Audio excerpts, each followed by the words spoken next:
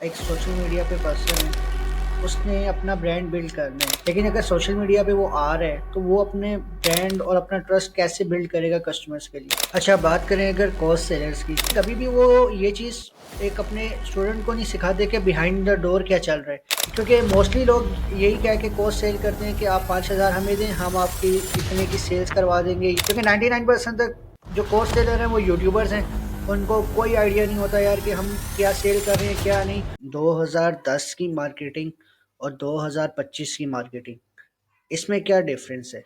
क्योंकि 2010 में जिस तरह हम मार्केटिंग करते थे और आज जो 2025 में जो वेज, जो प्लेटफॉर्म्स और जो चीज़ें चेंज हुई हैं, वो क्या हैं और किस तरह इम्पेक्ट डाल रही हैं हमारी मार्केटिंग इंडस्ट्री में। देखिए 2010 की जो मार्केटिंग थी वो बेसिकली ज़्यादा मार्केटिंग जो थी वो प्रिंट मीडिया पे होती थी और अब जो 2025 की मार्केटिंग है वो सारी डिजिटलाइज हो गई है। तो मेरे ख्याल से जो फ़र्क है इसके बीच में वो यही फ़र्क है, तो एक पूरा फेज़ चेंज हुआ है।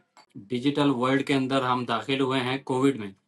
तो कोविड के बाद से दुनिया बिल्कुल ही एक अलग से ही चलने लग गई है। उससे पहले की मार्केटिंग और उसके बाद की मार्केटिंग में ज़मीन आसमान का फ़र्क है। पहले यानी कि हम होर्डिंग्स वगैरह भी यूटिलाइज़ करते थे, प्रिंट मीडिया में ब्रोशर, फ्लाइज़ और ये सारी चीज़ें हम चलाते थे, प्रिंट करवाते थे और डिफरेंट जगहों पे हम उसको यानी कि डिस्ट्रीब्यूट करते थे।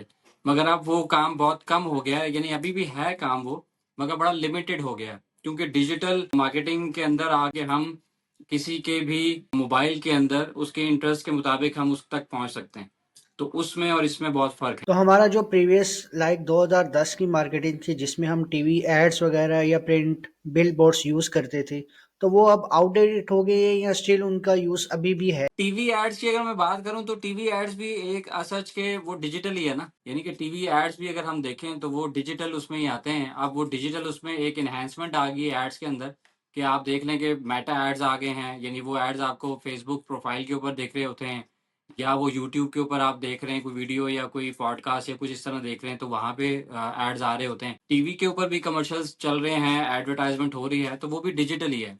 तो ये डिजिटली जो आपकी एडवर्टाइजमेंट है या एड्स हैं, ये जो आपका टेलीविजन है उसके ऊपर तो ऑलरेडी पहले से ही चल रहे हैं ना, यानी कि 2010 से भी आप देखें तो वहाँ उस टाइम पे भी कमर्शियल चलते थे। तो ये उस टाइम से काम हो रहा है। मेरे ख्याल से टेलीविजन तो एक डिजिटली प्लेटफॉर्म है और सेम लाइक फेसबुक और इंस्टाग्राम वगैरह के ऊपर जो एडवर्टाइजमेंट होती है। तो हमारे पास जो पुरानी टेक्निक्स थी ट्रेडिशनल मार्केटिंग की, उसमें और आज की मार्केटिंग में कितना क्रिएटिविटी लेवल चेंज हुआ है और किस तरह एक कंज्यूमर को पता चला है या उसके बिहेवियर्स चेंज हुए हैं कि यार मैंने अब ट्रेडिशनल मार्केटिंग की बजाय मैंने डिजिटल मार्केटिंग ज्वाइन करनी है और उससे अपने बिजनेस को और ब्रांड को ग्रो करना अगर मैं बात करूं कि क्रिएटिविटी की बात करूं तो क्रिएटिविटी तो आपको पता है कि बहुत बहुत ज़्यादा चेंज हुई है। क्योंकि आपको पता है हर फेज के साथ इन नई चीज़ें जब सामने आ रही होती हैं तो उसमें हमें नई से नई चीज़ के क्रिएटिव वर्ल्ड में हम दाखिल हो रहे होते हैं ना। तो आज से पहले 2010, 2005 या 2012-13 की बात करूं तो उसमें हम यानी कि अगर ग्राफिक डिज़ाइनिंग की बात करें उसमें क्रिएटिव अगर हम देखते थे तो वो क्रिएटिव यानी कि बहुत ही बेसिक कलर यूज़ किए जाते थे या बेसिक क्रिएटिव या डिज़ाइन यूज़ किए जाते थे। तो आज की अगर उसमें बात करूँ तो आज तो एआई आ गया है। तो एआई के अंदर यानी कि अब आज बैठे-बैठे आपको किसी सॉफ्टवेयर की ज़रूरत नहीं पड़ती और आप सुकून से बैठ के उसके अंदर आप सिर्फ़ प्रॉम्प्टिंग दे के उसके अंदर आप काम कर सकते हैं और आपके डिज़ाइन रेडी हो जाते हैं। तो क्रिएटिविटी भी काफ़ी फ़र्क पड़ा है और जेन ज़ीज़ जो हैं अभी जो दौर चल रहा है, ये दौर तो माशाल्लाह वैसे ही बड़ा क्रिएटिव है और इनके आइडियाज़ भी अच्छे हैं, चीज़ें भी अच्छी हैं, लेकिन ये कि क्रिएटिविटी में बहुत फ़र्क है। बहुत फ़र्क आया है डेफ़िनिटली पिछले एरा के मुताबिक अगर मैं कंपैरिज़न करूँ इसके साथ, 2025 के एरा के साथ। डिस्कस करें अबाउट एआई। मार्केटिंग फील्ड में एआई ने क्या स्टेप्स मूव फॉरवर्ड किए हैं और उसका क्या इम्पैक्ट पड़ा है? क्या डिजिटल मार्केटर्स को भी ये डर है कि एआई उनकी जॉब ले जाएगा? देखें, ये तो हमारे जो माशाल्लाह कोर सेलर्स हैं और चीज़ें हैं, यानी जो हमारे माशाल्लाह जितने भी इन्फ्लुएंसर्स हैं, मैं सबकी बात करूँगा। ये इन्होंने ही कहा है कि जी एआई आपकी जॉब खा जाएगा। तो अगर एआई है तो मेरे ख्याल में एआई जॉब नहीं खाएगा। एआई से अगर आप स्किल एनहांस करते हैं एआई के अंदर अपनी, तो आपको मेरे ख्याल में जॉब खाने का डर तो बिल्कुल भी नहीं होना चाहिए। ये लोगों ने सिर्फ एक फोमो फैलाया हुआ है कि जी एआई आ गया है तो एआई जॉब खा जाएगा, डिजिटल मार्केटिंग की जॉब खा जाएगा या ग्राफिक डिजाइनर्स की खा जाएगा। हाँ, कुछ सच है इसके अंदर कि अगर आप एआई में अपने आप को कन्वर्ट नहीं करेंगे, उसको एक्सेप्ट नहीं करेंगे, इस फील्ड को आप यानी कि जल्द अब्जॉर्ब नहीं करेंगे, तो फिर हो सकता है पॉसिबल है कि आप पीछे रह जाएं। क्योंकि अब मैं जिस तरह मैं 2010 में यानी कि मैंने ग्राफिक डिजाइनिंग से जब स्टार्ट किया, तो उस टाइम पे हम सॉफ्टवेयर सीखते थे, या इलिस्ट्रेटर हो गया, कोरल ड्रा हो गया, फोटोशॉप हो गया, इसके ऊपर हम काम कर रहे थे। यानी हमें पहले सोचना पड़ता था कि यार बनाना क्या है, कॉन्सेप्ट समझना, चीजें करनी, उसको फिर आगे इम्प्लीमेंट करना स्टार्ट कर देना। आज के दौर में अब जो डिजाइनिंग का यानी कि हो गया, अब तो मैं खैर आगे डिजिटल मार्केटिंग की तरफ शिफ्ट हो गया हूँ। तो डिजाइनिंग का यानी कि अब ये हो गया है कि हम सिर्फ बैठते हैं, प्रॉम्प्ट देते हैं, और एक डीप प्रॉम्प्ट दे के हम अपना बेसिक तैयार कर लेते हैं, कॉन्सेप्ट हमें एआई बना के दे देता है। फिर उसको मजीद इन्हांस करते हैं प्रॉम्प्ट को, तो वो हमें एक अच्छा रिजल्ट दे देता है। तो वही उठा के हम उसको हल्की फुल्की एडिटिंग करके तो हमारा डिजाइन रेडी हो जाता है। जो काम हम 3-4 घंटे के अंदर करते थे, तो वो काम अब जो ना मेरे ख्याल में 10 से 15 मिनट के अंदर हम लोग कर लेते हैं। यानी कि मसला नहीं होता, 10 से 15 मिनट मैक्स लगते हैं। आपका डिजाइन या फेसबुक के ऊपर जो आपके क्रिएटिव बैनर्स जा रहे हैं, चीजें जा रही हैं, वो रेडी हो जाते हैं, कोई मसला नहीं होता। एक पर्सन जो बेसिक लेवल पे है प्रॉम्प्ट हम्म। इंजीनियरिंग के, वो डिजिटल हम्म। मार्केटिंग की एक कैंपेन जनरेट कर रहे हैं वाया जीपीटी, और वो एक बेसिक सी प्रॉम्प्ट देता है। वहीं पे एक पर्सन है जिसको मार्केटिंग का ऐसा उतना आइडिया नहीं है, लेकिन उसकी प्रॉम्प्ट इंजीनियरिंग एक एडवांस लेवल पे है, वो एडवांस लेवल पे ही प्रॉम्प्टिंग करता है। उसकी डिजाइन हुई कैंपेन और एक बेसिक लेवल पर्सन की डिजाइन हुई कैंपेन में कितना फर्क होगा। देखें, अगर मैं प्रॉम्प्ट की बात करूँ ना, प्रॉम्प्ट इंजीनियरिंग की बात करूँ, ये भी एक पूरी एक हट के फील्ड है प्रॉम्प्ट इंजीनियरिंग की ना। मैं अक्सर अपने कुलीग्स हैं उनको मिसाल एग्जांपल दे रहा होता हूँ आजकल, कि हम जब छोटे थे ना, तो हम ये सोचते थे कि यार ये चीज करनी है, आइडिया जहन में आता था, तो हम ये सोचते थे कि यार ये करना है, हो जाएगा कि नहीं होगा, फिर हम कहते थे अच्छा यार नहीं होगा। तो आज वो दौर चल रहा है कि इस दौर के अंदर आप जो चीज सोचते हैं ना, वो आप कर सकते हैं। आप इस दौर के अंदर मौजूद हैं, ये प्रेजेंट ये दौर चल रहा है कि जो आइडिया आपके जहन में आ रहा है ना, तो उस आइडिया को आप इम्प्लीमेंट कर सकते हैं। अगर इम्प्लीमेंट नहीं भी कर सकते, तो कम से कम उसके ऊपर इतनी आपके पास टूल्स और चीजें हैं, आप रिसर्च कर सकते हैं अपने। सिर्फ क्या है कि आपका जो बयान करने का स्टाइल है ना, यानी कि आपके जहन में एक आइडिया आया, तो कुछ लोग होते हैं कि वो बेहतर तरीके से उसको बयान कर देते हैं। जब उसको बेहतर तरीके से आप बयान करते हैं, तो आगे से उसके रिजल्ट बड़े अच्छे आते हैं। जब आप एक अच्छा आइडिया है उसको अच्छे तरीके से बयान नहीं कर पाएंगे, तो उसका रिजल्ट भी ठीक नहीं होगा। तो प्रॉम्प्ट इंजीनियरिंग भी सिर्फ यही चीज है, जो आपके बेसिकली जितने भी मॉडल्स हैं, उसको अगर आप प्रॉपर तरीके से प्रॉम्प्ट देंगे, डिटेल्ड प्रॉम्प्ट देंगे कि मुझे ये चाहिए, यानी कि ए से लेके जेड तक कोई भी आपका एक आइडिया है, उसको आप पूरा बयान करेंगे। अगर हाफ बयान करेंगे, तो डेफिनेटली आपके रिजल्ट उस तरह अच्छे नहीं आएंगे।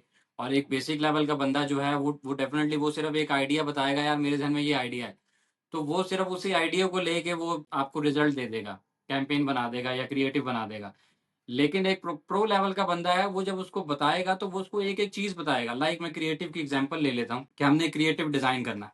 तो जब हम प्रॉम्प्ट लिखना शुरू करेंगे, तो हम उसको बता रहे हैं कि हाँ यार, इस तरह ये एक हम मैंने क्रिएटिव बनाना है, उसको मैं बता रहा हूँ कि ये क्रिएटिव बनाना है, मुझे फेसबुक के लिए बनाना है, ये उसकी डायमेंशंस होंगी, मैंने इसलिए अपलोड करना है। एक साइड पे लोगो लगेगा, लोगो की मैं मुझे स्पेस खाली चाहिए, कौन सी स्पेस खाली चाहिए, किस जगह पे चाहिए, वो इतनी स्पेस खाली चाहिए, इस तरह की मुझे चीज बनानी है, ये एलिमेंट ऐड करने हैं, ये कलर स्कीम होनी चाहिए, ये ग्रेडियंट होना चाहिए। यानी कि एक एक चीज मैं उसको प्रॉपर टोटल बता रहा हूँ कि नीचे ये वेबसाइट लिखी होनी चाहिए, सेंटर में अलाइन होनी चाहिए। ये सारी चीजें जब मैं उसको डिटेल बताऊंगा ना, तो वो मुझे क्रिएटिव उसी तरह इनहेंस करके बड़ा क्रिएटिव निकाल के देगा। हम लोग कर रहे हैं, तो हम इसी तरह हम कर रहे होते हैं, और हमें अल्हम्दुलिल्लाह बड़ा अच्छा रिजल्ट मिल जाता है। और विद इन अ मिनट कह लें, यानी हमने प्रॉम्प्ट दिया, विद इन अ सेकंड्स हमारे पास यानी कि क्रिएटिव आ जाते हैं। उसको हमें चेंज करना हो, साथ ही हम उसको क्रिएटिव को चेंज करके दोबारा मजीद इनहेंस करते हैं प्रॉम्प्ट को, और हमें रिजल्ट मिल जाता है। तो जितनी डिटेल आप अपना आइडिया बताएंगे एआई को, यानी एआई के जितने भी टूल्स हैं, तो वो उतना अच्छा रिजल्ट आपको देंगे। तो वो डेफिनेटली फ़र्क तो होगा, जो आपका सवाल है उसमें फ़र्क तो होगा। कि एक लेमैन अगर देता है, नॉर्मल बता देता है कि जी मुझे ये चीज़ चाहिए, वो बोलेगा जी मुझे फेसबुक पे ऐड चलाना है, मुझे क्रिएटिव चाहिए बस, तो वो क्रिएटिव बना के दे देगा।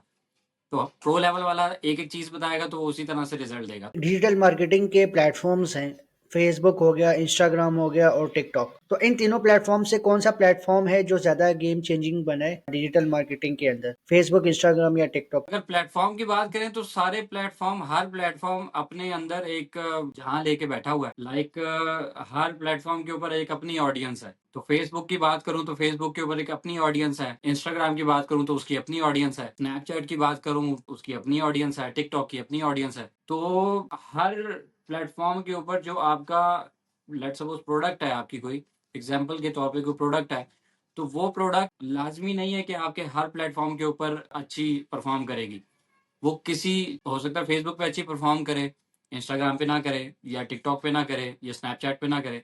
हो सकता है कि बाकियों पे अच्छी करे, फेसबुक पे नहीं करे। तो ऐसा है, वो इस वजह से ड्यू टू ऑडियंस। तो प्लेटफ़ॉर्म सारे अपनी जगह एक जहाँ लेके बैठे हुए हैं, एक ऑडियंस लेके बैठे हुए हैं। मेरे ख़्याल से ये कि सारे प्लेटफ़ॉर्म अपनी-अपनी जगह पे एक मेजर रोल अदा कर रहे हैं और इन्हीं की बदौलत यानी कि जितने भी मार्केटिंग डिजिटल मार्केटर देख लें या कोई ई-कॉमर्स कर रहा है उनको देख लें, प्रोडक्ट सेलिंग कर रहा है या सर्विसेज़ सेल कर रहा है, तो वो हर प्लेटफ़ॉर्म अपने अंदर एक जहाँ है लिंक्डइन की बात करूँ तो लिंक्डइन एक उसका तो एक अलग ही कॉर्पोरेट लेवल पे रिज़ल्ट्स आते हैं।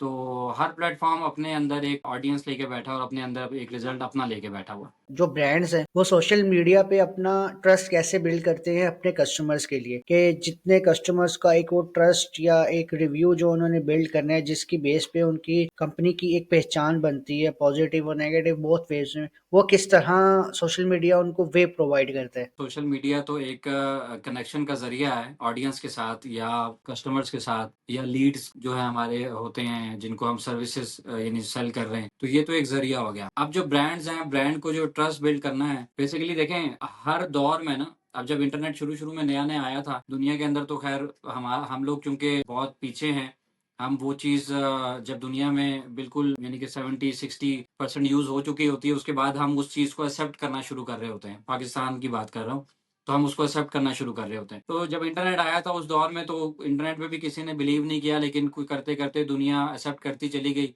और फिर यहाँ पे आया तो यहाँ पे भी एक्सेप्टेंस तो हम लोग करते ही नहीं, हम क्योंकि हम किसी की मानते नहीं है ना। हम यानी कि किसी को मानते ही नहीं है कि नहीं जी, ये फ्रॉड है या इस तरह की चीज़ है या वैसे स्कैम्स है, इस तरह की चीज़ों पे हम यानी कि चले जाते हैं। तो एक ब्रांड ने लेट्स सपोज़ कि आज के दौर में अगर वो स्टार्ट करता है तो उसके लिए बहुत आसान है। क्यों? क्योंकि जितना हमारा टाइम कोविड के बाद गुज़रा है, उसके बाद पूरी दुनिया ही डिजिटली शिफ्ट हो गई है।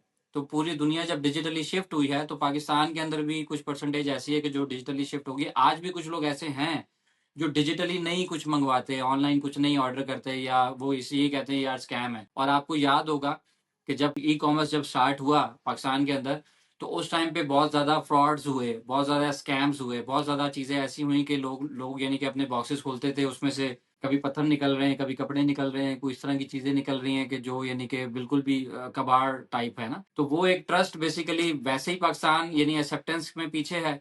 तो जब ये चीज़ स्टार्ट हुई तो लोगों ने कहा कि यार ये तो बिल्कुल ही ये, और माशाल्लाह हमारे लोग भी ऐसे हैं कि यानी कि वो जब कोई नई चीज़ आती है तो उसको अपना बेनिफिट करने के लिए दूसरे का तो नुकसान करते ही हैं। जिस तरह शुरू में लोगों ने यूज़ किया ई-कॉमर्स को। फिर शुक्र अल्हम्दुलिल्लाह आहिस्ता-आहिस्ता लोगों को अवेयरनेस आई, अवेयर हुए वो इस चीज़ से कि हाँ यार ये भी एक दुनिया है, इससे भी पैसा बनाया जा सकता है, प्रॉपर तरीके से किए जाएँ। फिर लोगों ने इसको एक्सेप्ट करना शुरू किया। अब जब इसको एक्सेप्ट करना शुरू किया तो इस एक्सेप्टेंस के अंदर बेनिफिट ये हुआ कि लोगों के ब्रांड के ऊपर ट्रस्ट होना शुरू हो गया। लोग यानी कि ट्रस्ट करना शुरू हो गया डिफरेंट ब्रांड्स के ऊपर कि हाँ यार, क्योंकि देखिए फिजिकली तो हर बंदे को पता है कि यार ये चीज़ अगर गलत निकल आई है तो मैं शॉप पे जाके दे आऊँगा वापस। ऑनलाइन में ये कॉन्सेप्ट नहीं है, बट अब है। क्यों? क्योंकि कुछ ऐसे ई-कॉमर्स स्टोर्स हैं मौजूद पाकिस्तान के अंदर भी कि जो बेसिकली डिजिटली तो सेल कर रहे हैं, बट उनकी अपनी के आउटलेट्स भी हैं। उन्होंने आउटलेट्स बना लिए हैं, वो वहाँ पर भी बैठे हैं। तो उससे भी ट्रस्ट बिल्डिंग काफ़ी बेहतर हो चुकी है पाकिस्तान ई-कॉमर्स के अंदर। और बाकी जो ब्रांड्स हैं उनको डेफिनिटली ट्रस्ट बिल्डिंग के लिए उनके अपने इक्विपमेंट्स पूरे होने चाहिए। जो जो भी ब्रांड स्टार्ट कर रहा है उसको डेफिनिटली कि अपने इक्विपमेंट्स पूरे करने हैं। इक्विपमेंट से मुराद जो उसके वेपन्स हैं, लाइक कि आपकी वेबसाइट, आपके सोशल मीडिया हैंडल्स जितने भी हैं, देखिए जितने भी आपके डिजिटल फुटप्रिंट्स जितने ज़्यादा होंगे उतना ज़्यादा आपका ट्रस्ट बिल्ड होगा। जितने ज़्यादा रिव्यूज़ होंगे उतने ज़्यादा ट्रस्ट बिल्ड होगा। तो ट्रस्ट बिल्डिंग के लिए तो ये एक चीज़ है ब्रांड्स के लिए कि जो ब्रांड्स यानी कि अब स्टार्ट कर रहे हैं उनके लिए तो मसला नहीं, जो स्टार्ट में जिन्होंने शुरू-शुरू में स्टार्ट किया उनके लिए बहुत मसला था। बट अब लोगों ने एक्सेप्ट करना शुरू कर दिया तो अब ट्रस्ट वाला जो एलिमेंट है वो बहुत कम हो चुका है। अभी भी है सही, लेकिन कम हो चुका है। अब लोग ट्रस्ट करते हैं, अब लोग ऑर्डर करते हैं, तो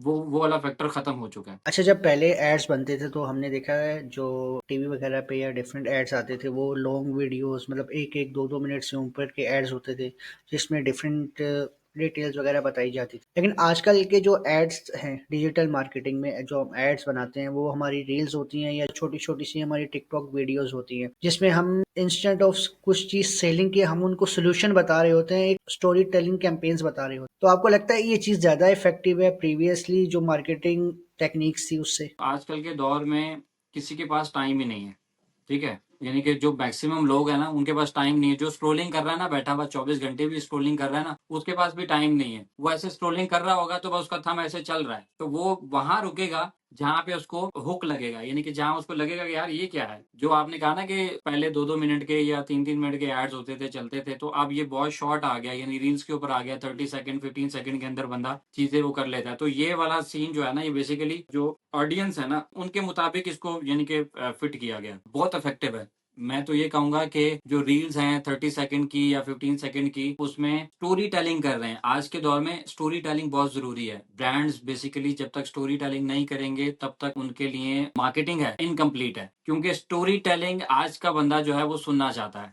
कहानियां इंसान सुनना चाहता है, आज के लोग सुनना चाहते हैं। तो स्टोरी टेलिंग के साथ आप उनको बेनिफिशियल, यानी कि कोई अपना कोई प्रोडक्ट है, किसी प्रोडक्ट को लेते हैं और उसको स्टोरी टेलिंग के थ्रू, कंटेंट क्रिएशन बेसिकली जिसको कहते हैं, तो आप कंटेंट के थ्रू आप उनको उनका सोल्यूशन भी पहुंचा दें। इसके अंदर वही बात है कि इसके डिफरेंट स्टेप हैं जब आप बना रहे होते हैं कंटेंट, कि आपने पहले हुक बनाया कि अच्छा यार पहले रोक तो लो उसको, जो स्क्रोलिंग कर रहा है उसको रोकना कैसे है। तो आपने पहले 2-3 सेकंड का अपना हुक बनाया, हुक बना के उसको रोक लिया। जब आपने रोक लिया उसके बाद आपने उसको एक स्टोरी सी सुनाई ताकि उसका कंसंट्रेशन उसकी रहे कि हाँ यार ये क्या चल रहा है, ऐड के ऊपर क्या चल रहा है। तो वो फिर कंसंट्रेशन करेगा उसके ऊपर, तो फिर साथ ही फिर आप उसको सोल्यूशन दें, फिर साथ ही सोल्यूशन के बाद उसको अपनी प्रोडक्ट ऑफर करें। तो ये एक बेसिकली मार्केटिंग का वो टैक्टिक चल रहा है और बड़ा शॉर्ट उसमें चल रहा है। तो ये हर प्लेटफॉर्म पे ऐसे ही है और ये बहुत बेनिफिशियल है। अच्छा, जो एक बिगिनर्स हैं जो ब्रांड स्टार्ट करना चाह रहे हैं अपना सोशल मीडिया पे, तो उनके लिए सबसे ज़्यादा फोकस किस प्लेटफॉर्म पे होना चाहिए और क्यों?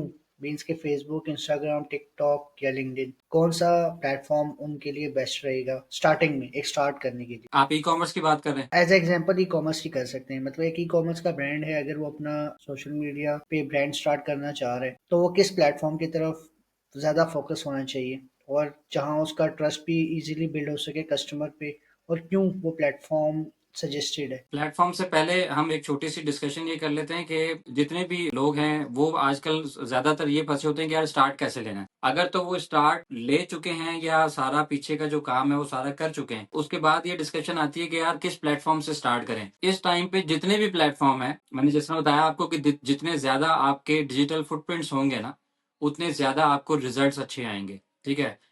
इस टाइम पे अगर ई कॉमर्स की बात की जाए तो ई कॉमर्स के लिए सबसे बेस्ट तो बेसिकली मेटा चल रहा है, मेटा है। लेकिन टिकटॉक अपनी एक ऑडियंस बैठी हुई है, जैसा मैंने शुरू में बताया आपको। तो बेसिकली प्लेटफॉर्म तो सारे यूज करने चाहिए और सारे फ्री हैं। सिर्फ ये है कि जब आप पेड मार्केटिंग के अंदर जाते हैं तो उसमें आपको पैसे लगाने पड़ते हैं। तो इस टाइम पे मेटा बेस्ट है। मेटा के साथ आप टिकटॉक एंड स्नैपचैट को भी आप यूज कर सकते हैं। यूट्यूब के ऊपर एक डिफरेंट ऑडियंस बैठी है, यूट्यूब को आप यूटिलाइज कर सकते हैं। लेकिन मेटा के ऊपर आपके रिजल्ट अच्छे आ रहे होते हैं। तो आजकल लोग बेसिकली जितने भी हैं जो स्टार्टअप करते हैं, बच्चे हैं, स्टूडेंट हैं, जो भी अपना स्टार्ट लेता है, तो डेफिनेटली उनको आजकल की जो जनरेशन है वो उनको वैसे ही इतने अवेयर हैं वो लोग चीज़ों से कि कोई प्लेटफॉर्म आ रहा है तो वो ऑन द स्पॉट यानी कि फ़ौरन से वो बनाते हैं उसको, अकाउंट वगैरह बना के तो उसके ऊपर पहले पहुंच जाते हैं। बट ई कॉमर्स के लिए, प्रोडक्ट के लिए या कोई भी आपने सर्विसेज देनी है उसके लिए तो ये बेस्ट है कि यही प्लेटफॉर्म है। लेकिन बेस्ट जो है वो मेटा है। उसके बाद आपके प्लेटफॉर्म जितने भी हैं सबके ऊपर आपके फुटप्रिंट्स लाजमी होने चाहिए। बहुत से जो बिगनर्स हैं वो जस्ट सोशल मीडिया पे पोस्टिंग कर रहे होते हैं और वो उसको डिजिटल मार्केटिंग कहते हैं। तो क्या ये सही है कि जस्ट पोस्टिंग करना सोशल मीडिया पे आपके लिए मार्केटिंग है?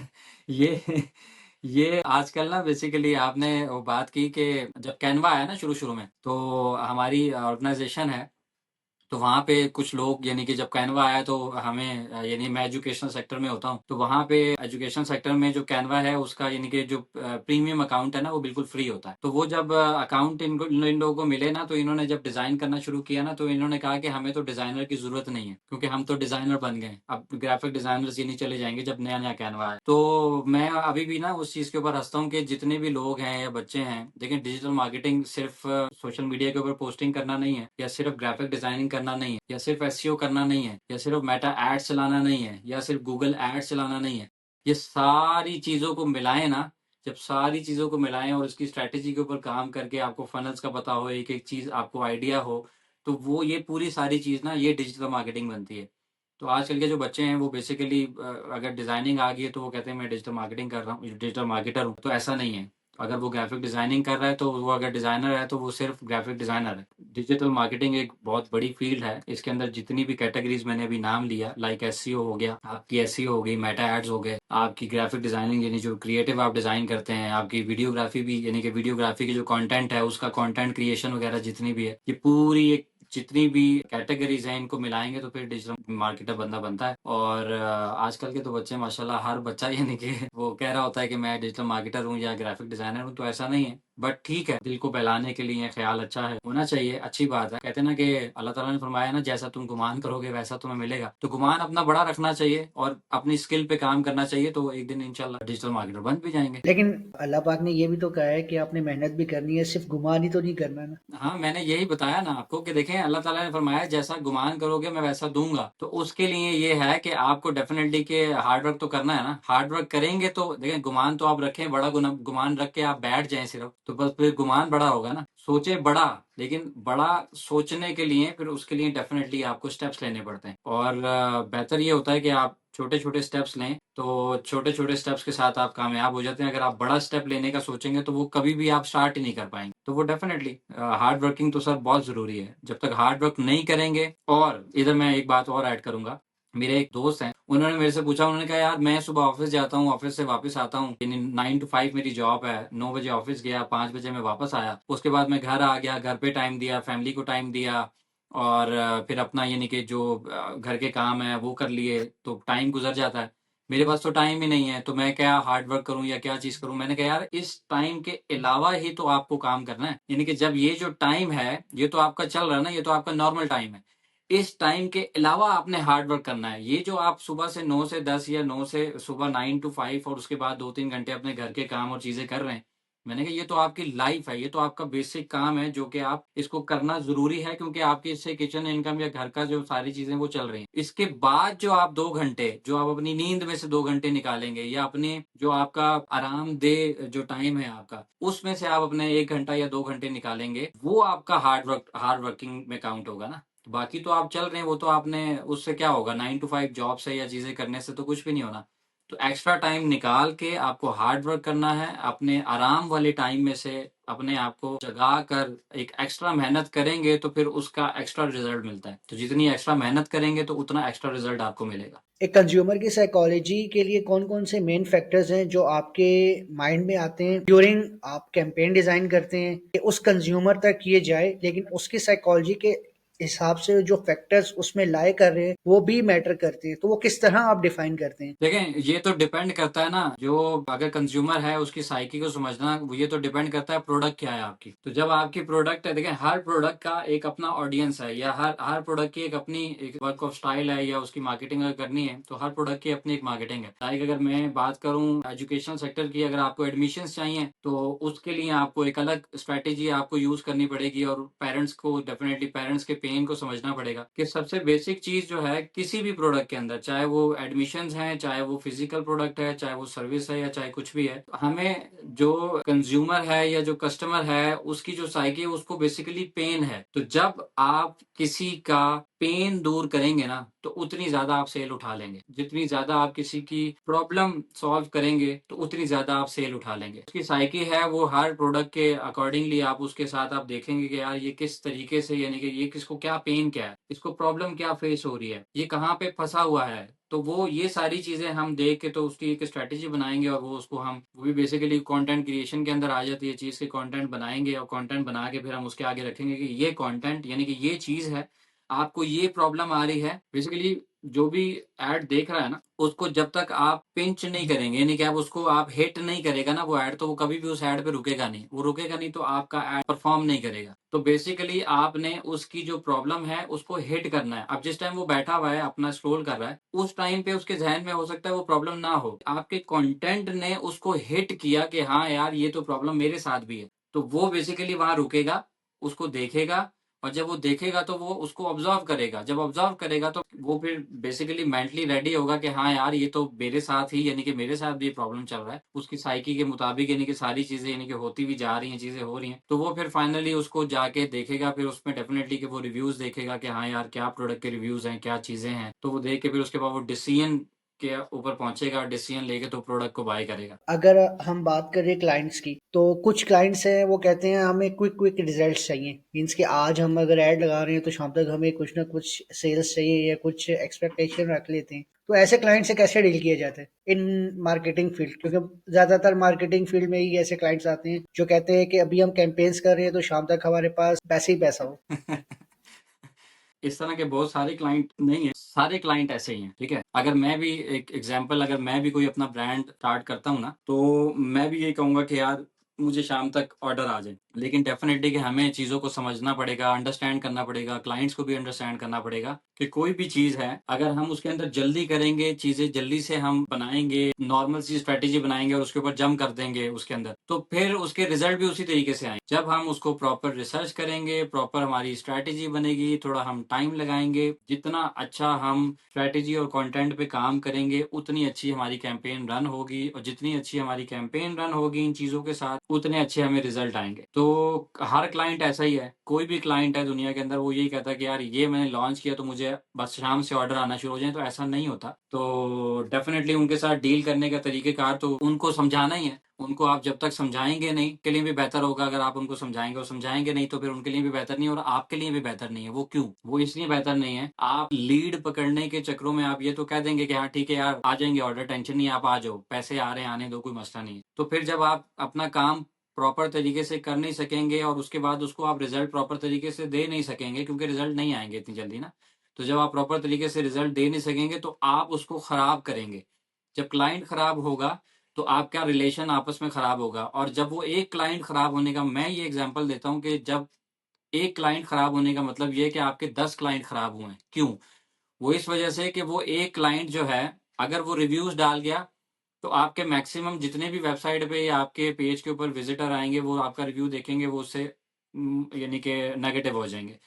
दूसरा ये कि वो एक क्लाइंट जो है वो आगे 10 लोगों और को भी बताएगा कि यार मैंने एक एजेंसी से या मैंने एक बंदे से काम करवाया था, उसने मुझे काम अच्छा करके नहीं दिया। हालाँकि इसमें गलती उसकी भी है, इसकी भी है, लेकिन क्या है कि सब्र नहीं किया।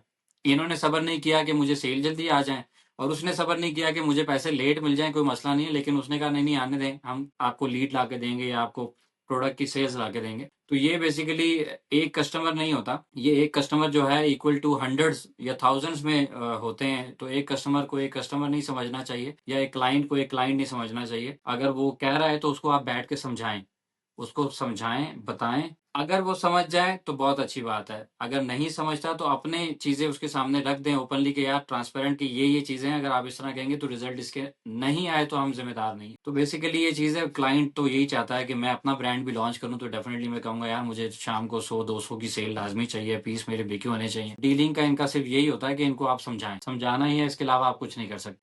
अगर हम बात करें एक रियल रिजल्ट की, मींस के एक डिजिटल मार्केटिंग में एक पर्सन ने अपना ब्रांड स्टार्ट किया है तो कितने टाइम तक उसको प्रॉपरली रिजल्ट्स आना शुरू हो जाते हैं? एक टाइम पीरियड जो होता है, जो बेसिक सा टाइम पीरियड होता है कि यार उस टाइम तक एक पर्सन को, मींस के साल, 6 महीने, 5 महीने, इस तरह के उसको वो रिजल्ट आते हैं। तो वो वैसे आपका टाइम क्या होता है कि यार अगर एक पर्सन आता है वो कहता है यार टाइम आप जितना लो, आप अपनी कैंपेन्स को प्रॉपर डिजाइन करो, जिस तरह आप लेके चलते हो चीजों को उस तरह लेके चलो, तो आप उसको कितना हाँ। टाइम देते हैं कि यार इतने टाइम में आपको अच्छे रिजल्ट्स आना शुरू हो जाएंगे? देखिए, अगर डिजिटल मार्केटिंग की बात करूँ ना, तो इसमें बहुत सारी चीज़ें आ जाती हैं ना। डिजिटल मार्केटिंग के अंदर अगर देखें, हम मेटा एड चलाते हैं, तो मेटा एड्स के अंदर हमें रिजल्ट 7 दिन के अंदर हमें आना शुरू हो जाते हैं। हमें पता चल जाता है कि कौन सा एड सेट हमारा ठीक चल रहा है। फिर बाकी एड सेट्स को बंद करके हम उसके ऊपर प्रॉपर यानी कि फोकस करते हैं, और उसको हम आगे मजीद यानी कि उसके अंदर हम इन्वेस्टमेंट करते हैं, बढ़ा देते हैं उसका बजट, और उसको फिर हम बढ़ा के तो हम सेल्स यानी कि उठा लेते हैं। तो जब आप पेड मार्केटिंग पे जाएंगे तो डेफिनेटली कि आपको के 7-8 दिन के बाद आपको पता चल जाता है कि यार ये किस वे में जा रहा है। अगर ऑर्गेनिकली मैं बात करूं, तो ऑर्गेनिकली अगर मैं एसईओ की बात करूं, डिजिटल मार्केटिंग का ही एक ये कैटेगरी है। तो एसईओ जो है, बेसिकली एसईओ के अंदर 3 से लेके 5 महीने तक, यानी तीसरे महीने से ऑनवर्ड आपके रिजल्ट आना शुरू होते हैं ऑर्गेनिकली। तो वो तीसरे महीने से ऑनवर्ड 5-6 महीने तक रिजल्ट आते हैं। लेकिन अगर मैं ओवरऑल बात करूं, तो कोई भी बिजनेस है, किसी किस्म का भी बिजनेस है, उसको कम से कम 6 महीने चाहिए होते हैं। 6 महीने के बाद आपको पता चल रहा होता है, और ये वो 6 महीने नहीं है कि आपने स्टार्ट आज किया और आप बस हल्का-फुल्का बस काम करते रहे और नॉर्मल काम चलता रहा, 6 महीने गुज़र गए, उसके बाद आप कहें कि यार रिज़ल्ट नहीं आ रहे, ऐसा नहीं है। 6 महीने के बाद यानी कि ये जो 6 महीने हैं, इस 6 महीने में आपने रात-दिन एक करना है, अपने ब्रांड के बारे में सोचना है, अपने प्रोडक्ट के बारे में सोचना है कि मैं इसको कैसे एनहांस कर सकता हूँ, कैसे मैं इसको आगे बढ़ा सकता हूँ। सेल्स में कैसे इसको मैं अच्छा कर सकता हूँ, या मैं प्रोडक्ट के अंदर जो इंग्रीडिएंट्स हैं उसको मैं कैसे अच्छा कर सकता हूँ, या मैं पैकिंग में क्या अच्छा चेंज ला सकता हूँ। तो एक किसी भी बिज़नेस को 6 महीने की जो एज है ना, वो होना ज़रूरी है, और उसके 6 महीने में आपको बहुत एफ़र्ट यानी दिन-रात एक करना पड़ेगा, और उसके बाद आपको पता चल जाता है कि हाँ यार, कि अब ये मुझे रिज़ल्ट आ रहे हैं, या अब ऑनवर्ड ये रिज़ल्ट देगा या नहीं देगा।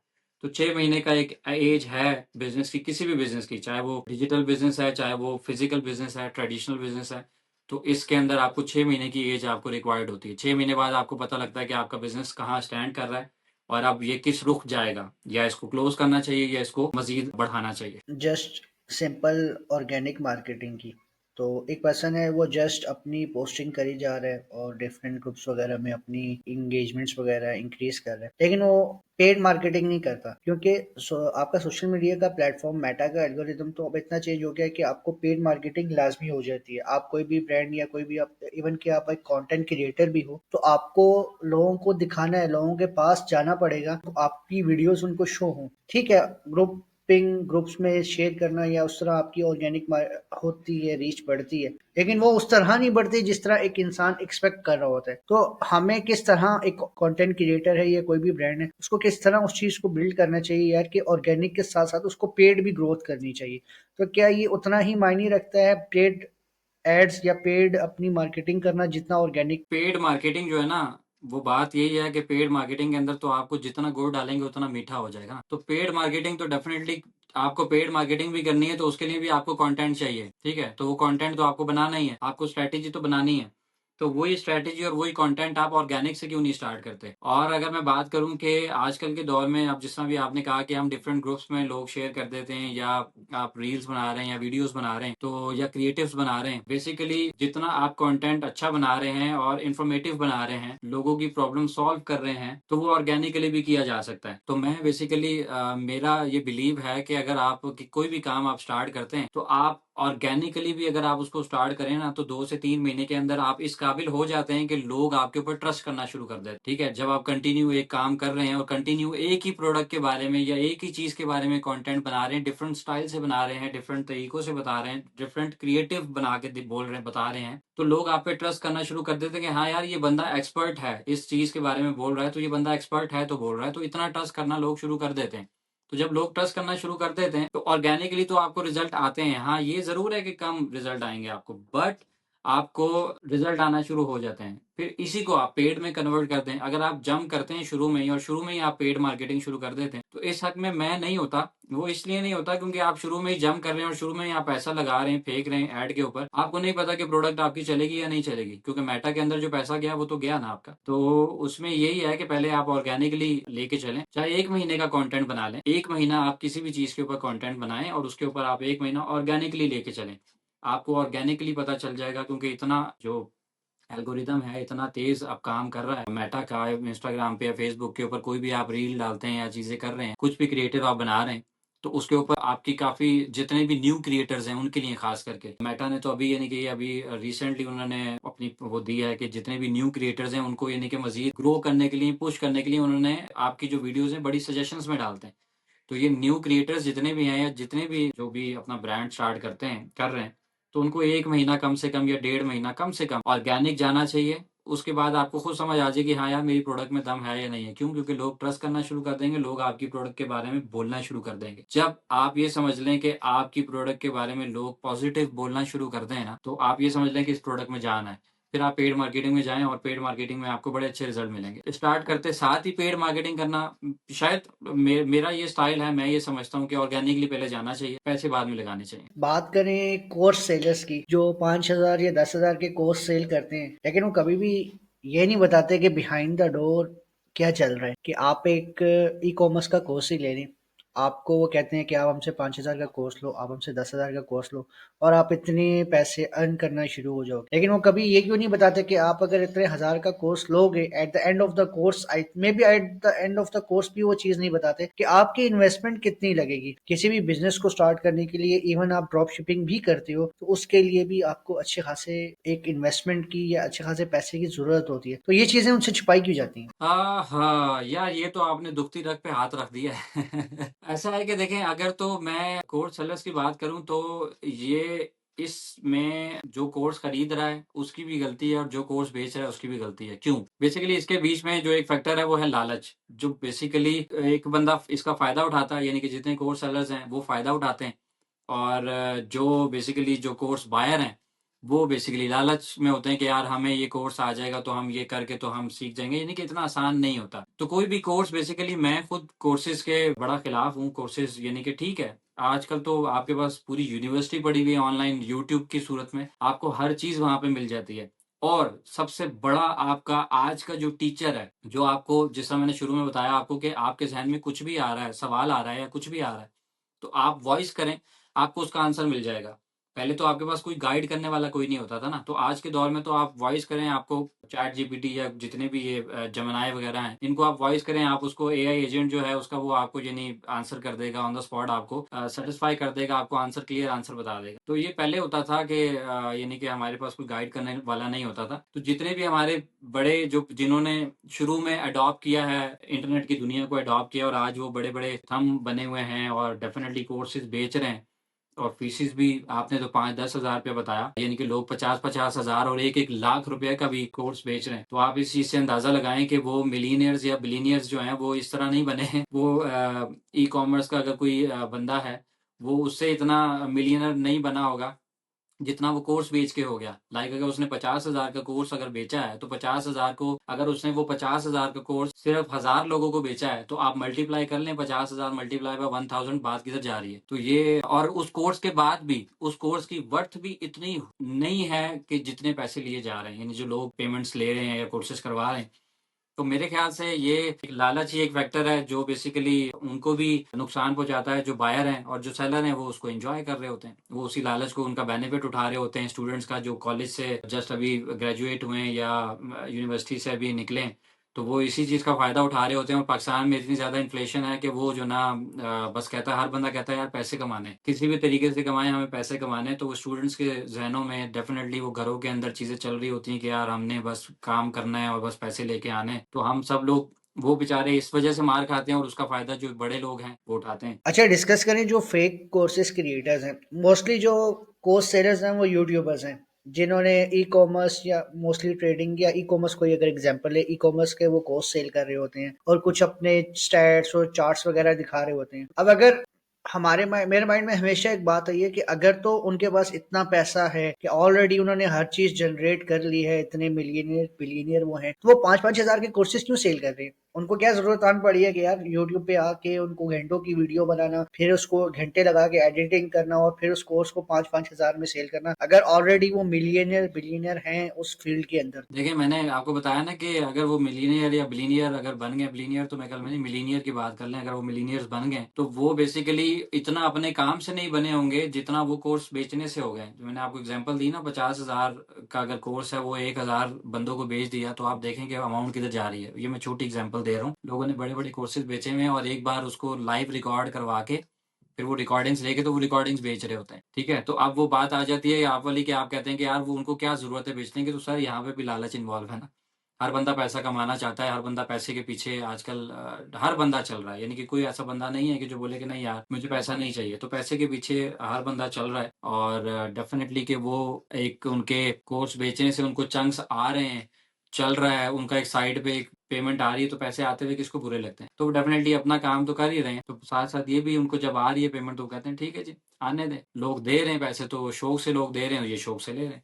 तो बेसिकली पैसा आते हुए किसी को बुरा नहीं लगता। नहीं, पैसा आते हुए तो बुरा नहीं लगता, ठीक है, वो कोर्सेज भी सेल कर रहे हैं, हम उनको ये भी नहीं कह रहे कि आप कोर्स सेल ना करें, ठीक है, आप अपना आपके पास जो नॉलेज है वो आप ट्रांसफर भी करें, लेकिन जीरो नॉलेज के साथ और जब वो खुद फेलियर हो जाते हैं, डिफरेंट फेक आपको चैट्स दिखा के, फेक आपको स्क्रीनशॉट्स दिखा के जब कोर्सेज सेल करते हैं, तो इसका मतलब है वो खुद तो फेलियर हुए, लेकिन आपको बस एक गेम प्ले में बस करके और अपना अकाउंट या अपना एक सर्कल चला रहे होते हैं, अपना यूट्यूब चैनल चला रहे होते हैं, या वो कोर्सेज सेल कर रहे हो, वही कोर्सेज सेल करके वो पैसे बना रहे हैं, क्योंकि मोस्टली जो लोग हैं यूट्यूबर्स हैं उनके पास नॉलेज नाम की तो कोई चीज नहीं है, बस उन्होंने कैमरा पकड़ा और स्टार्ट हो गया, उनको कुछ पता नहीं है कि यार इस चीज का आगे क्या होगा, वो कंप्लीट इन्फॉर्मेशन नहीं देते ना, लोगों को बताते हैं कि चीज आप स्टार्ट कैसे करोगे, बस एक किसी का कोर्स उठाया, उसको अपनी वीडियो में कन्वर्ट किया और बस से बेचना स्टार्ट कर दिया। तो इस तरह की चीजों को किस तरह आप देखने की इंडस्ट्री में, तो पूरी इंडस्ट्री को ये एक तरह से तबाह कर रहे हैं, क्योंकि कोई भी पर्सन अगर कोर्स ले रहा है तो उसको उस कोर्स का फायदा ही नहीं है, एक तरह से वो फेक क्रिएटर्स ही हुए हैं जो बस अपना कोर्सेज सेल कर रहे हैं और उसको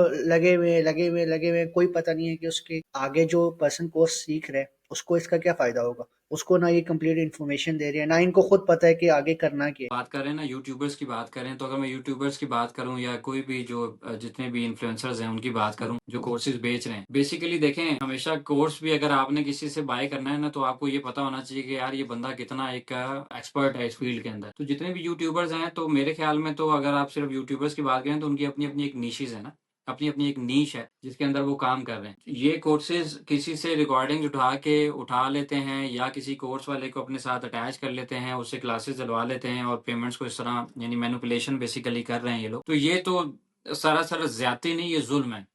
और ये जुल्म बेसिकली अभी हो नहीं रहा, स्टार्ट नहीं हुआ, ये जुल्म हो चुका है। यानी ये पाकिस्तानियों के ऊपर जुल्म ऑलरेडी हो चुका है। बड़े बड़े लोगों ने यानी कि ये जुल्म किया है जिनको कुछ भी नहीं आता। लाइक अगर अपनी बात करूं तो मैं बेसिकली यानी डिजिटल मार्केटिंग मैं करता हूं, तो मैं बेसिकली अगर मैं ये कहता हूं कि यार मैं आपको डेवलपमेंट सिखाता हूं, ठीक है, तो मैं आपको C++ और ये डेवलपमेंट की जितनी वेबसाइट्स हैं या जो भी चीजें, तो मैं आपको ये सिखाता हूँ, तो मैं लोगों के साथ ज्यादती करूंगा। क्यों?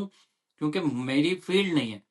जो मेरी फील्ड है मैं उसके मुताबिक अगर लोगों को गाइड करूंगा, बताऊंगा, वो एक अच्छी चीज है। अगर मैं डेवलपमेंट के बारे में जाके बोलना शुरू कर दूं, हाँ देखिए मुझे थोड़ा बहुत नॉलेज है डेवलपमेंट का, मगर मैं उनको जाके सिखाना शुरू कर दूं, तो ये मैं जुल्म करूंगा, उनके साथ जुल्म करूंगा, उनके कैरियर के साथ जुल्म करूंगा। जो लोगों ने किया है पाकिस्तान के अंदर, बहुत सारे लोगों ने किया है और स्टिल भी कर रहे हैं, कुछ लोग ऐसे हैं। लेकिन ये है कि मैं सिर्फ यही कहूंगा कि अल्लाह ताला उनके ऊपर रहम फरमाए, उनको अल्लाह ताला हदायत दे, और जो हमारे जो बायर हैं उनको भी हदायत दे, अल्लाह ताला उनको भी सीधा रास्ता दिखाए। कुछ जो यूट्यूबर्स हैं जो फ्री लर्निंग करवा रहे हैं यूट्यूब पे, उनकी काफ़ी अच्छी वीडियोस भी हैं, मैंने खुद बहुत सी चीज़ें सीखी हैं जो यूट्यूबर्स से ही सीखी हैं, लेकिन वो कोर्सेज सेल नहीं करते, वो अपने ऑल नॉलेज के साथ अच्छे से कोर्सेज बनाते हैं फ्री में, और लोग उनके बारे में रिसर्च करते हैं, कोई भी वो एक ऐसे पॉइंट पे बंदे को छोड़ देते हैं जहाँ उसको रिसर्च लाजमी होती है, जिससे उसकी एक तो उस फील्ड के अंदर एक्सपर्टीज आती है, उसका रिसर्च लेवल बढ़ता है। तो यूट्यूबर्स कुछ अच्छे भी हैं, लेकिन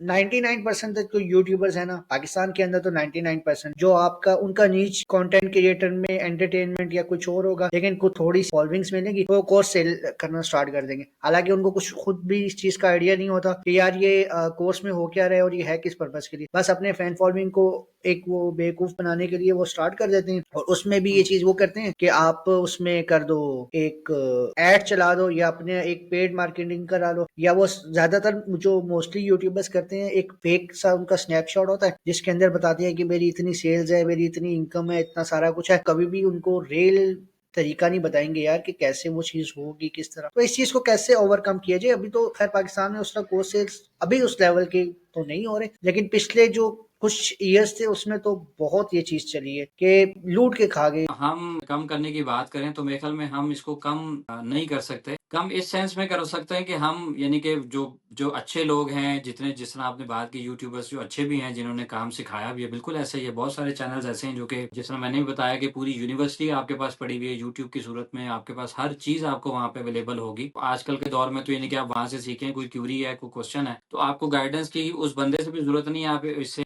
AI से पूछ लें, वॉइस बोट है उससे पूछ लें, वो आपको यानी कि क्लियर कर देगा चीजें। तो बेसिकली इसको हम सिर्फ अवेयरनेस से किया जा सकता है। जितने अच्छे लोग हैं अगर वो मिल के सिर्फ अवेयरनेस दें, अगर वो अवेयरनेस दें, तो मेरे ख्याल में इसको हम कम कर सकते हैं, ख़त्म नहीं कर सकते। क्योंकि जो बेसिकली लालच है ना, वो कभी खत्म नहीं हो सकती। किसी भी इंसान के अंदर लालच कभी भी खत्म नहीं हो सकती। लालच का एलिमेंट जो है वो रहता है। तो जब तक ये लालच है तब तक तो डेफिनेटली कि हर बंदा इसका फ़ायदा उठाता रहेगा, जो ये लोग कोर्सेज़ बेचते हैं। तो वो डेफिनेटली इसको हम कम कर सकते हैं, लेकिन अवेयरनेस कैंपेन चला के, यानी कि इसके ऊपर एक पूरी अवेयरनेस कैंपेन चले मिल के, और अगर चलाई जाए तो मेरे ख्याल में इसको हम कम किया जा सकता है इसको। कोई ऐसी एक एआई प्रॉम्प्ट बताएं जो आपने कैंपेन के लिए यूज़ की हो। एआई प्रॉम्प्ट बताऊं? प्रॉम्प्ट तो बेसिकली आपको पूरी लिख के आपको वो चल रही होती है, लेकिन ये है आपको बेसिकली कोई भी एक आइडिया आपके जहन में आया है, एक प्रोडक्ट आपके पास आई है और वो आपके पास आइडिया आ गया है, तो उस प्रोडक्ट का जो कंटेंट आपने बनाना है, वो आपने आइडिया जो है वो आपने पूरा डिटेल्ड आइडिया जो है वो आपने चैट जीपीटी या जो भी आप यूज कर रहे हैं, क्लाउड यूज कर रहे हैं या कोई भी आप प्लेटफॉर्म यूज कर रहे हैं, तो उसको आप पूरा आइडिया अपना बयान करेंगे। कोई ऐसी चीज आपने नहीं छोड़नी कि जो आपके ज़हन में रह जाए और आपने उसको ना बताई हुई हो। जब सारी चीज़ आप उसको टोटल सारी चीज़ आप उसको पूरा नॉलेज अपना दे देंगे कि यार ये लें, ये मेरा नॉलेज है और मैं ये रिज़ल्ट चाहता हूँ, तो आपको वो जो प्रॉम्प्ट आपका गया है वो उसी प्रॉम्प्ट के अकॉर्डिंगली आपको रिज़ल्ट बहुत अच्छे देगा। अगर आप बेसिक सी नॉलेज दे देंगे तो वो बेसिक सा ही नॉलेज आपको, यानी कि बेसिक सा ही रिज़ल्ट देगा। तो इसमें यही है कि आपकी कोई भी स्ट्रैटेजी है, अब लेट्स सपोज कि हम बात कर लेते हैं कि कोई एक क्लाइंट आ गया आपके पास और वो क्लाइंट आपका नया है, किसी और यानी नीश में जिसमें आपने काम नहीं किया, तो आप अपनी थोड़ी सी रिसर्च करेंगे तो आपको आइडियाज बनना शुरू हो जाएगा। अच्छा हाँ यार, ये इस तरह इस नीश के अंदर काम होता है या इस फील्ड के अंदर काम होता है। तो फिर एक आपका जब वो आइडिया डेवलप हुआ है ना, उस आइडिया को डेवलप जब हो गया माइंड में, तो आपने वो चैट जीपीटी को देंगे, आप उसको बोलें कि यार ये सारा मेरा आइडिया है और इस आइडिया को मजीद इनहेंस करना है और आपने एक्ट करना है एज अ डिजिटल मार्केटर या एज अ, अगर एसईओ कर रहे हैं तो उसका एज अ एसईओ एक्सपर्ट। तो आप उसको बताएंगे और सारा डिटेल्ड उसको प्रॉम्प्ट देंगे, डिटेल्ड सारी चीजें बताएंगे। जिस तरह डॉक्टर के पास हम जाके बोल रहे होते हैं जी हमारे यहाँ पेन है, तो वो ये नहीं कहता कि यार अच्छा ये पेन है तो ये दवाई खा लें। तो वो आपसे पूछता है कि यार ये पेन है, फिर वो हाथ लगाता है कि यहाँ पेन है, हाँ जी यहाँ पेन है, फिर वो कहता है पीछे तो नहीं जा रहा, यानी कि वो आपसे पूरी एक्सप्लेनेशन आपसे लेता है वो। उसके बाद फिर वो आपको डोज लिख के देता है। तो जितनी भी आपकी पूरी एक्सप्लेनेशन है वो आप चैट जीपीटी को आप एज अ डॉक्टर लें और उसको आप दें, वो आपका जो इलाज है वो अच्छे से आपको जो है प्रिस्क्रिप्शन देगा, उसके आपका रिजल्ट अच्छे आएंगे। आने वाले दौर में डिजिटल मार्केटिंग को आप कहाँ देख रहे हैं कि डिजिटल मार्केटिंग का फ्यूचर क्या है इन 2 इयर्स 3 ईयर? जिस तरह एआई एक इनोवेशन ला रही है हर फील्ड के अंदर, हर फील्ड को वो चेंज कर रही है, उसमें आपकी ऑटोमेशंस हो रही हैं, आपके आपका काम जो एक आध दिनों में होता था वो मतलब हफ्तों 2 हफ्तों में भी होता था वो एक आध दिनों में आ गए, अगर वो डे में होता था तो वो आवर्स के अंदर आ गए। तो मार्केटिंग में आने वाले दौर में मार्केटिंग और एआई का एक अच्छा कंपैरिजन बनेगा, क्योंकि डिजिटल मार्केटिंग किसी भी बिजनेस के लिए मस्ट है। देखें आने वाले दौर में डिजिटल मार्केटिंग का फ्यूचर तो देखें वो तो ब्राइट है। मार्केटिंग किसी भी उसमें है तो मार्केटिंग तो पूरी लाइफ चलती रहेगी, चाहे एआई पूरा ग्रिप कर ले या नहीं करे या कोई और टेक्नोलॉजी आ जाए, तो मार्केटिंग तो आपको चाहिए चाहिए किसी भी चीज के लिए। ठीक है, आने वाले दौर में ये जरूर है कि डिजिटल मार्केटिंग जो है आसान हो जाएगी। वो आसान इस सेंस में हो जाएगी कि आपके पास इतनी ज्यादा टूल्स आ जाएंगे और वो फ्री टूल्स आ जाएंगे। ये जितने भी बड़े बड़े जाइंट्स बैठे हुए लाइक गूगल आज कोई टूल निकालता है तो कल चैट जीपीटी कुछ निकाल देता है, परसों माइक्रोसॉफ्ट कुछ निकाल देता है। तो ये बेसिकली ये जाइंट्स जो हैं वो बड़े बड़े जाइंट्स आपस में यानी कि इसी तरह कंपटीशन में रहेंगे, और हम लोग जो हैं अगर हम इसको प्रॉपर तरीके से यूटिलाइज करें, इनकी इनकी जो वॉर चल रही है, डिजिटल वॉर चल रही है, उसको हम अच्छे से यूटिलाइज करें और कंज्यूम करके हम इसको अपने रिजल्ट्स के अंदर लेके चले जाएं, अपने काम के अंदर लेके चले जाएं, तो ये हमारे लिए यानी कि बहुत बेनिफिशियल होगा और जल्दी काम हो जाएगा। तो आगे आने वाले दौर में टूल्स इतने आ जाएंगे, आज भी बहुत सारे टूल्स मौजूद हैं, तो आने वाले दौर में भी इतने हो जाएंगे कि काम बहुत आसान हो जाएगा। आप यानी कि प्रॉम्प्ट देंगे या आप विद इन 5 मिनट्स आपके पास यानी कि आप रिजल्ट ले सकेंगे और आसानी से आप यानी कि उसको इम्प्लीमेंट कर सकेंगे। तो डिजिटल मार्केटिंग का फ्यूचर ब्राइट है, और ब्राइट के साथ साथ ये कि आसान हो जाएगी। आसान इस सेंस में हो जाएगी कि आपको एआई को अडॉप्ट करना पड़ेगा, उसको एक्सेप्ट करना पड़ेगा और उसके जो टूल्स हैं उनको आपको यूटिलाइज करना पड़ेगा अपने काम के अंदर, तब जाके आप यानी कि बेनिफिट्स उठा सकते हैं। अगर आप ऐसे ही रहेंगे कि मैनुअली रहेंगे, पिछले यानी कि जो ट्रेडिशनली चीजें चलती हुई आ रही हैं उसी पे आप काम करते रहेंगे, तो मेरे ख्याल से बड़ा मुश्किल हो जाएगा, बहुत मुश्किल हो जाएगा आपके लिए। लेकिन ये कि फ्यूचर बहुत स्ट्रांग है सर, लेकिन एआई के साथ। डिस्कस करें हम क्लाइंट्स के बारे में, तो एक क्लाइंट की कॉमन मिस्टेक क्या होती है, या हम उसको मिसअंडरस्टैंडिंग कह सकते हैं डिजिटल मार्केटिंग को लेके? क्लाइंट की जो अंडरस्टैंडिंग है बेसिकली देखें वो तो डिफरेंट के ऊपर है ना, उनके हर हर क्लाइंट की अपनी एक अंडरस्टैंडिंग है। मींस कुछ क्लाइंट ऐसे होते हैं वो ये कहते हैं कि यार मैं बेसिकली, जिस तरह हमने शुरू में बात की कि जी मैं ये बेचना चाहता हूँ तो मुझे शाम से ऑर्डर आना शुरू हो जाए। क्लाइंट हमेशा जल्दी में होता है कि यार बस जल्दी जल्दी सारा कुछ हो जाए। तो बेसिकली जो क्लाइंट की जो जनरल मिस्टेक कह लें उसको, वो यही है कि जो जल्दी जल्दी की चीज है ना, इसको इग्नोर करना चाहिए उसको। अगर वो ये जल्दी जल्दी की चीज को इग्नोर करेगा तो मेरे ख्याल में वो रिजल्ट बेहतर पा लेगा। यही एक बड़ी मिस्टेक है मेरे ख्याल में। आने वाली जनरेशन के लिए क्या मैसेज है, जो लोग ऑलरेडी डिजिटल मार्केटिंग को ज्वाइन कर चुके हैं एज अ बिगनर, या जो लोग इस चीज़ को सोच रहे हैं कि हम एज अ प्रोफेशन लेके चलेंगे, तो आपके एक्सपीरियंस और आपकी जर्नी के हिसाब से आप उनको क्या एडवाइस देना चाहते हैं? देखें, अगर तो वो कोई भी फील्ड उसने ज्वाइन की है ना, या कोई भी चीज उसने स्टार्ट की है, चाहे वो डिजिटल मार्केटिंग है चाहे वो कुछ भी है, तो बेसिकली उसको फोकस रहना चाहिए कि यार मैं पहले तो उसको अपने आप को क्लियर करना चाहिए कि यार मैंने करना क्या है। अगर तो वो डिजिटल मार्केटिंग करना स्टार्ट किया है या डिजिटल मार्केटिंग की फील्ड में जाना चाह रहा है, तो उसको बेसिकली किसी एक चीज से स्टार्ट करना पड़ेगा, या एसईओ से या मेटा एड से या ग्राफिक डिजाइनिंग से, या कोई भी एक आप पिक करते हैं, अपनी चीज पिक करते हैं, कैटेगरी पिक करते हैं और उसके साथ आप कंटिन्यू करते हैं। तो फोकस करें, एक ही चीज पे फोकस करें और उसी चीज पे फोकस्ड रहे। और उससे जब तक उसको ये ना लगे कि यार मैं, हाँ मुझे अब इसके ऊपर ग्रिप हो गई है, तब तक वो आगे अगली चीज पे ना जाए। एक चीज पे फोकस करे, उसके ऊपर ग्रिप हासिल करे, फिर अगला स्टेप लेके आगे जाए। अगर वो फोकस नहीं करेगा, एक चीज स्टार्ट की उसने, उसके ऊपर फोकस नहीं किया, अच्छी ग्रिप नहीं हुई, तो फिर वो अगर आगे जंप करेगा तो ये जो पिछली जो उसकी स्किल है वो किसी काम की नहीं होगी, तो उसके अंदर उसकी इतनी एक्सपर्टीज नहीं होंगी, तो वो आगे भी जाएगा तो वो अधूरा रहेगा।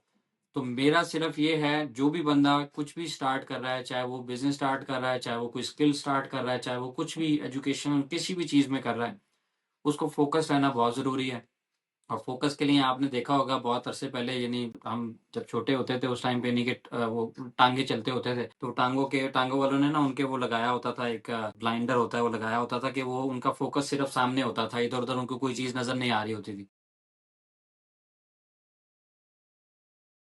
मैं भी बेसिकली ये मॉडल लाना चाह रहा हूँ कोर्सेज का। बट यहाँ पे बात यह है कि जो अगर आप किसी को पेड कोर्स की ऑफर देंगे, तो कुछ लोग तो आपको वैसे ही नहीं बुरा भला बोलेंगे, यार ये पेड पेड की बात कर रहा है, पैसे लेके कोर्स करा रहे हैं और उसके बाद भी कोर्स सही नहीं कराते। और कुछ लोग ऐसे होते हैं कि जिनको फ्री में आप कोर्स करवा दें, यानी यही जो हमारे स्टूडेंट्स हैं, इनको फ्री में आप ऑफर कर दें, तो वो आएंगे 2-3 दिन करके तो वो गायब हो जाएंगे, इंटरेस्ट नहीं लेंगे। तो इनका भी वही है कि जब तक इनसे आप पैसे नहीं लोगे तो तब तक इनका भी, यानी कि इनको भी चैन नहीं आता कि नहीं यार पैसे देंगे तो हम ये नहीं कोर्स करेंगे। तो मैं भी एक प्लेटफॉर्म यानी कि अभी स्टार्ट करने लगा हूँ इंशाल्लाह, मुजेंजी के नाम से।